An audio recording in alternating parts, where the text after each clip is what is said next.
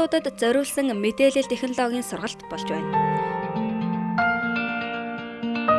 Ахмадууд маань одоо энэ яг мэдээллийн технологи, одоо компьютерийн хэрэглээ, за ахуалга гар утас, олон нийтийн сүлжээ гэдэг зүйлүүдийг одоо суралцах одоо чин хүсэл эрмэлзэлтэй одоо маш их сонирхолтойгоор ингэж хүлээж авч байна. Мэдээллийг алдалгүй ингэж хүлээж авах ингээ боломжоор хангаж аваад одоо их сэтгэл одоо дүүрэн байна гэд одоо өргөжлүүлээд одоо сурах чин хүсэлтэй байна гэсэн юм саналаа хүртэл тавьж байна.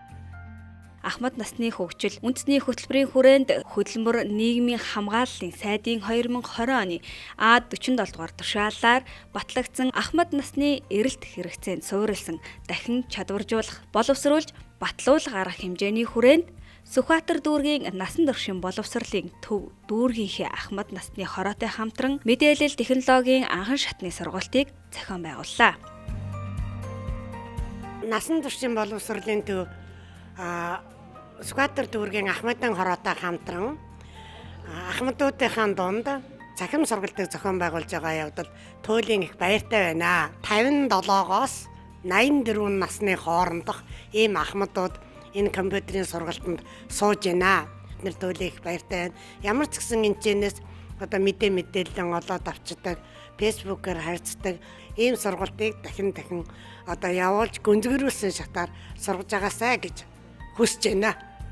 Тус сургалтаар ахмадуудыг компьютерийн анхан шатны ойлголттой болгох, мэдээлэл технологиг мэдлэг чадварыг дээшлүүлэх, веб хөгжүүлэлтийг бүтээлчээр ашиглах, олон нийтийн захим сүлжээг хэрэглэж сурах юм.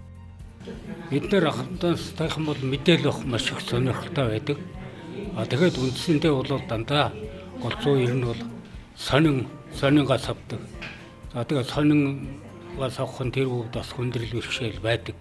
Үнсүүд энэ зайнаас үл хамааран энэ өөрсдийнхөө одоо сонирхсан мэдээлэл авах ийм сайхан боломж нээгдсэн үед нас аргалзахгүйгээр ингэж сургалт явуулж байгаа явдалд бол би их баяртай байна. Их баярлалаа. Одоо бүхэнд амжилт хүсье.